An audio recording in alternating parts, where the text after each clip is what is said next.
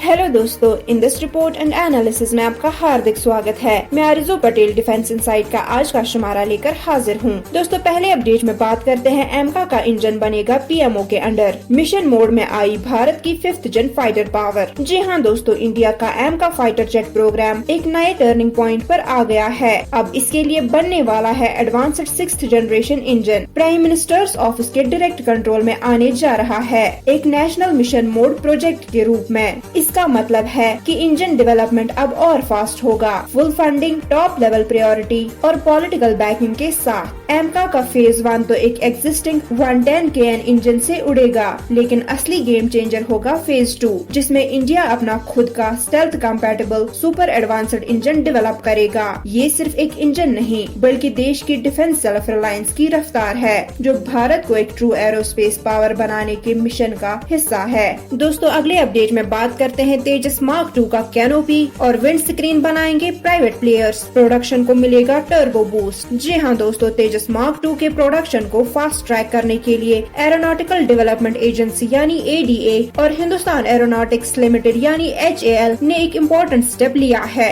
अब wind screen और canopy का काम प्राइवेट कंपनीज को आउटसोर्स किया जाएगा। ये डिसीजन इसलिए लिया गया है क्योंकि फुल स्केल प्रोडक्शन स्टार्ट होते ही IAF को टाइम बाउंड डिलीवरी चाहिए और HAL अकेला इस डिमांड को जल्दी मीट नहीं कर सकता। तेजस मार्क 2 एक 4.5th जनरेशन फाइटर है, जिसमें नए डिजाइन का कैनोपी दिया गया है, जिससे पायलट की विजिबिलिटी और एरोडायनेमिक्स दोनों इम्प्रूव होती है। विंड स्क्रीन एक बहुत क्रूशियल पार्ट है, जो स्ट्रक्चरल स्ट्रेंथ और ऑप्टिकल क्लियरिटी दोनों मेंटेन करता है। अब ADA और HAL प्राइवेट सेक्टर की कैपेबिलिटीज का यूज करके कैनोपी और विंड स्क्रीन का प्रोडक्शन स्पीड अप करेंगे, जिससे तेजस मार्क 2 जल्दी स्काइज में दिखेगा। दोस्तों, आज के आखिरी अपडेट में बात करते हैं अग्नि 5 का बंकर बस्टर वर्जन। 100 मीटर अंदर तक तबाही बिना न्यूक्लियर के। जी हाँ दोस्तों, इंडिया अपना पहला नॉन न्यूक्लियर अग्नि 5 बंकर बस्टर मिसाइल डेवलप कर रहा है, जो 7500 to 8000 kg का मेसिव कन्वेंशनल वॉरहेड ले जा सकेगा। DRDO द्वारा डिजाइन की जा रही ये मिसाइल 80 to 100 मीटर तक जमीन के अंदर घुसकर heavily fortified bunkers, missile silos और कमांड सेंटर्स को डिस्ट्रॉय करने के लिए बनाई जा रही है।